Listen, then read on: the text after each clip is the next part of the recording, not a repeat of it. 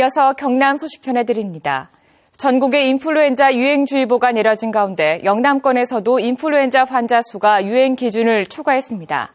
질병관리본부가 발표한 1월 마지막 주 인플루엔자 표본 감시에 따르면 지난주 외래 환자 1000명당 인플루엔자 환자는 22.6명으로 일주일 전보다 4.2명이 늘었고 유행 기준은 12.2보다 10.4명이 많았습니다. 또 영남권의 인플루엔자 활동 수준은 권역 내 3개 이상 지역에서 유행 기준을 초과해 전체 5단계 가운데 가장 높은 광범위 단계인 것으로 나타났습니다. 창원과 김해, 하동 등 영남 5개 시군에 건조주의보가 이어진 가운데 내일은 기온이 뚝 떨어져 더 춥겠습니다.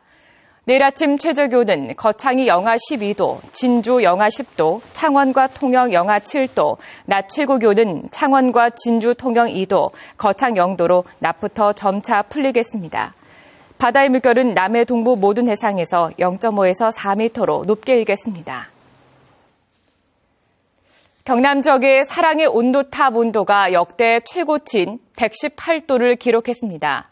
열악한 경제 여건 속에서도 불우이웃을 향한 경남 도민들의 사랑은 오히려 커졌습니다. 보도에 김준원 기자입니다. 연말연시 이웃돕기 성금 현황을 나타내는 사랑의 온도탑. 지난해 11월 20일부터 67억 6천만 원을 목표로 사랑의 온도탑 수은주가 올라가기 시작했습니다. 여느 때보다 뜨거운 이웃돕기 열기로 이미 지난달 19일 100도를 달성했고 마지막 날에는 사상 최고치인 118도를 기록했습니다. 모금액은 80억 원. 모금 기간에만 아너소사이어티 회원 10명이 탄생했고 김해의 한 노부부는 3천만 원을 기탁하는 등 고액 기부자들이 많았습니다. 대기업의 참여도 큰 몫을 했습니다. 임직원들 참여를 통해서 실제적으로 이제 기부 금액이 많이 증가하는 요인이 됐고요. 또 하나는 이전에 기부하지 않았던 기업에서도 새롭게 이렇게 모인 성금은 경남 지역 저소득층 6만여 명의 생활비와 의료비, 사회복지시설 2천여 곳의 사업지원금으로 사용됩니다. 창원의 한 노인복지시설은 지난달 26일 사회공동복지 모금회를 통해 1,600여만 원을 지원받아 컴퓨터 22대를 교체했습니다. 오래되다 보니까 고장이 잦았습니다. 그래서 어르신들께서 많은 불편을 요구를 하셔서 하시는 프로그램 중에서 제일 인기 있는 프로그램이 아닌가 싶습니다. 또 가정 형편이 어려운 난치병 환우를 돕는 기획사업에도 활용되는 등 모금 기간 동안 보여준 경남도민들의 따뜻한 온기는 도움이 필요한 이웃들이 있는 곳에 전달될 예정입니다. KBS 뉴스 김준원입니다. 이번 설 연휴가 구제역과 AI 확산의 최대 고비가 돼 방역에 비상이 걸렸습니다. 가축 방역 당국은 연중 유동인구가 가장 많은 설 연휴에 귀성객을 통해 구제역과 AI가 확산될 우려가 크다고 보고 있습니다.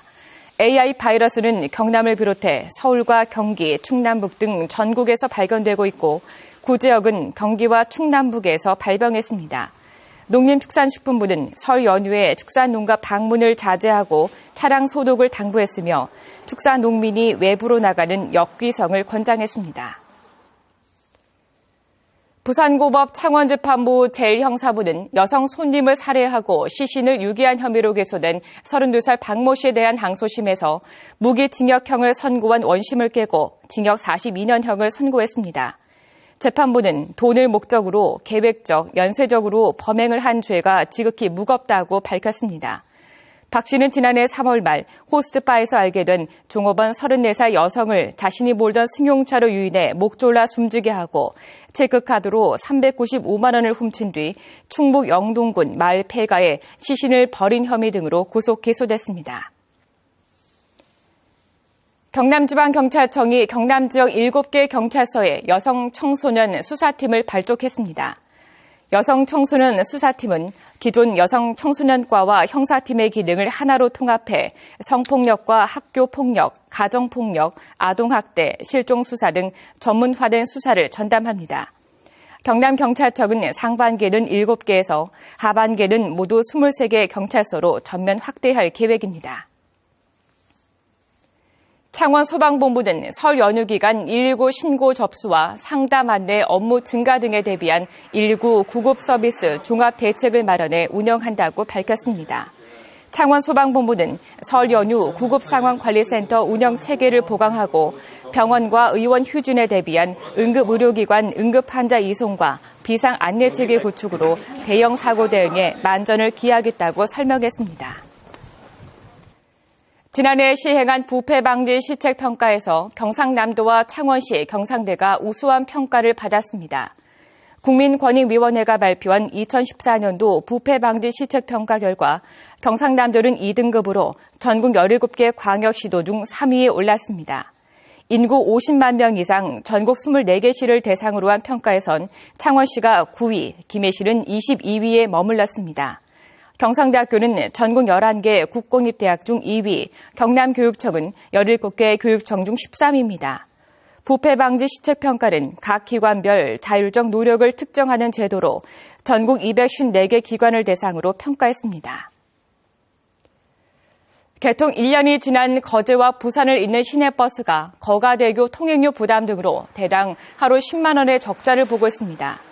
거제시는 거제 부산 시내 직행 좌석버스의 수익을 분석한 결과 거제에서 출발하는 시내버스 기준 하루 평균 탑승객 수는 17명으로 시내버스 대당 하루에 10만 원 이상의 적자가 발생했다고 밝혔습니다. 지금까지 경남 소식이었습니다.